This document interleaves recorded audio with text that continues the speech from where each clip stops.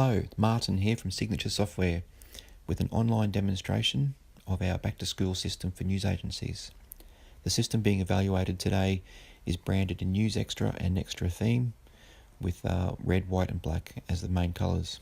First thing I'd like to look at is the navigation across the top of the page and then down the left hand side.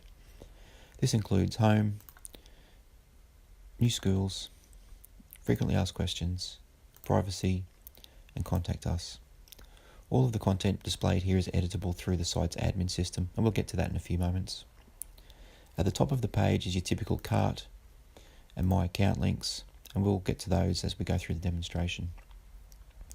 The website system has the ability to do back to school ordering for primary and secondary schools, sell individual products all year round, and offer a number of web pages for Google's benefit to attract people to your site looking for a specific product service in your area. The main part of the site is the back to school, so let's have a look at that first. To order a book list, parents are required to select the drop-down box in the top of the red section. It'll list all the schools and the year levels available. For our demonstration, we're going to select Year Level 2. Boy or girl is selected if required. View book list. At the top of the book list is a short message. This is editable through the admin per school.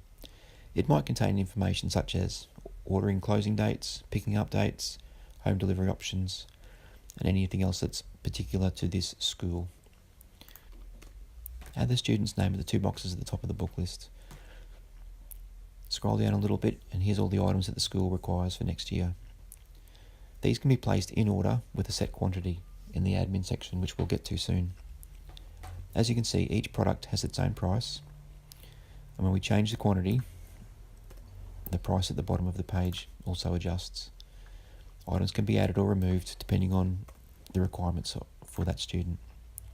At the bottom of our example, we have two carryover items. These are required for next year's book list, but may or may not need to be purchased. They may be available at home or were purchased as part of last year's book list. When done, tick the box and add to cart. Once the book list has been added to the cart, it displays on the cart page. This is accessible anytime from the top of the menu by clicking on Cart. It will display our student name, school, year level and price. If we need to make any changes for the student, click on any of the red links.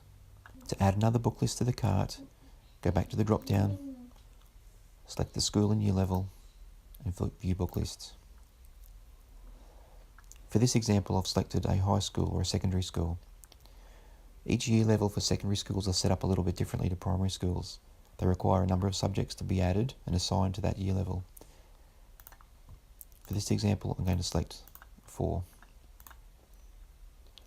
The book list is broken down into 4 smaller book lists, one for English, one for HPE, History, and Japanese. Once again, the message at the top is controllable through the admin for this school. Enter the student name and add to cart when ready.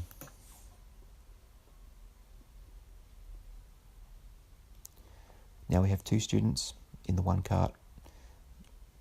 You can add as many students as you like.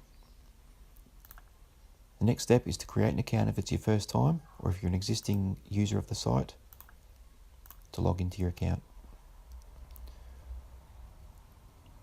Go back to the cart page and the bottom options have changed. I can now proceed to checkout. There's 4 steps. First one is a summary of my address. The second one is what I've added to my cart, just to make sure. Once again, I can click on any of the red links at any time to go and make changes. Select next. This page gives me options for each of the schools. This is my high school. This is my primary school. These are my 2 options for the high school and my only option for the primary school. Different schools can have different pickup and delivery options assigned in the admin.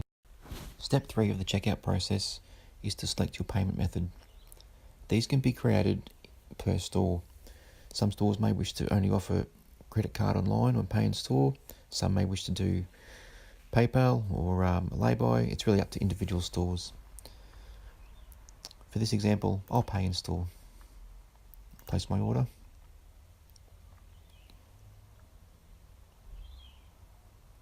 And there we go, we're done.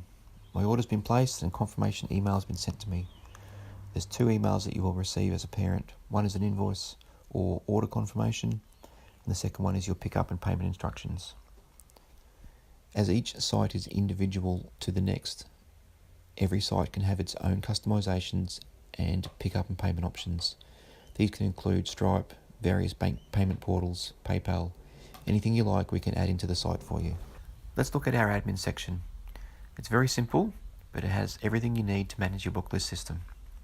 The main menu has individual items, suppliers, schools and grades, book lists, reports, and some administration options.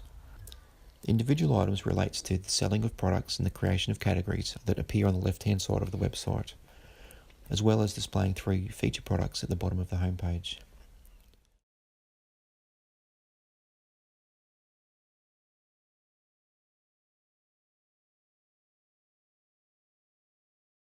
Add and edit suppliers and assign stock to suppliers.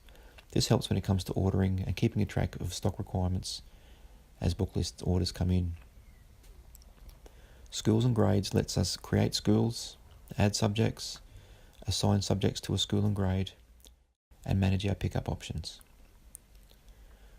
Booklists allows us to create booklists, export them into a spreadsheet, add categories for managing booklists, add products for booklists, and you'll get the occasional parent who will hand in their printed booklist over the counter. These can be entered into the system through the back end. Under reports, we have quite a few that come standard with the system, but individual reports can be created per site if required. And finally, our admin section, we can start the new year, we can edit the content on the pages of the website, for example our homepage.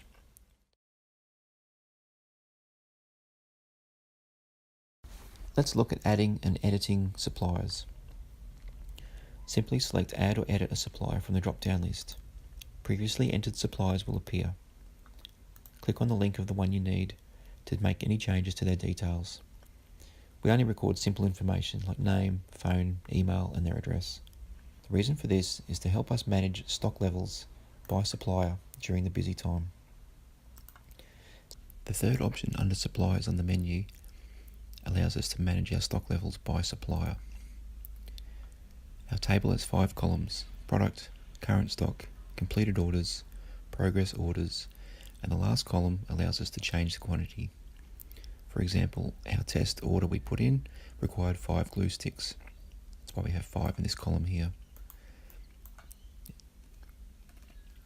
If another 100 glue sticks are ordered, we can update our stock, and our number has gone up of current stock.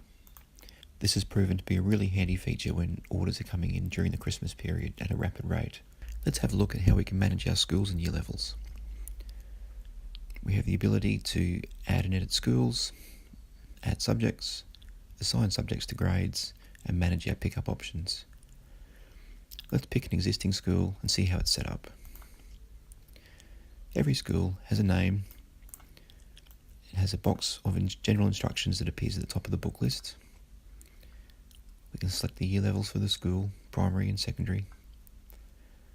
Offer a percentage rebate back to the school. We can turn the school on and off our drop down that parents see when they order. Our pickup options, we can turn on and off each pickup option as required for each school. In this case, we're offering home delivery or pickup from Newsagents. For secondary schools, subjects are required. This is as simple as adding a subject name and assigning a core or elective. Our 5th item on the menu allows us to assign subjects to high school grades. Here we have 2 columns, one for core subjects and one for elective subjects.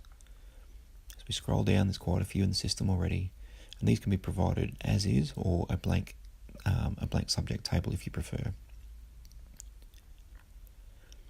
We simply tick the boxes next to the subjects that are offered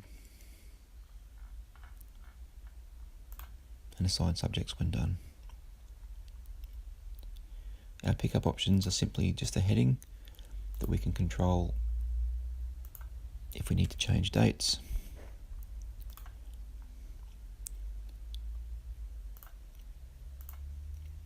And these appear under Editor School. As mentioned previously, if they are selected, they will appear in the checkout for that school. Next up, let's have a look at book lists. On our drop-down menu, we can manage book lists, export to a spreadsheet, create categories, products, and add over-the-counter book lists.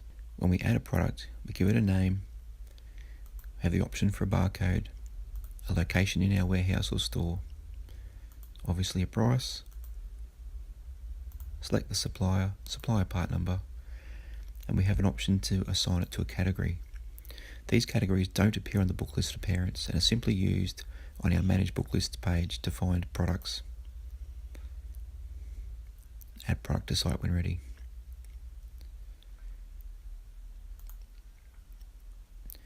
At the start of each back-to-school season, a bit of time will be spent on this page managing book lists. As you can see, there's quite a few products in the system already, and you can see that they're grouped together by category. This simply makes products easy to find. It does not appear anywhere else. We have 3 columns, a tick box for carryover items that appear at the bottom of our book list, quantity required, and the order it appears on the book list. Add our next product, and it may be the second item on the book list. And we repeat this process down the page of all the products and add to book list when done. High schools are a little bit different as they have an additional step. We previously looked under schools and grades at how to assign subjects to a year level. They appear here. And once again, we assign the quantity required, the order it appears on the book list. Repeat this process for all the products and add to book list when done. The last part of the system I'd like to have a look at is our reporting options. There's currently 9 reports available. News agency owners will spend a fair bit of time in the reporting section during December and January as orders are received, packed and collected. One of the main reports is the first one, School Grade Overview for completed orders. It gives a list of all the schools and year levels that orders have been received. As this is only a demonstration, we only have 2 year levels available. It gives us a spreadsheet format with a basic summary of all of the orders received for that school and year level. From the student name, invoice number, total, paid status, payment and pickup options, phone and email, order status, boy and girl, and the date ordered. There's 3 status options, ordered, packed and collected. When an order is placed, it defaults to ordered. When it has been packed, simply click on the link and the status will change. Once the order has been collected, once again, click on the link and it's marked off as collected. Another way to do this is to select the appropriate tick boxes next to the student name. On the drop-down list, select packed or collected and hit change. You'll notice our statuses change automatically.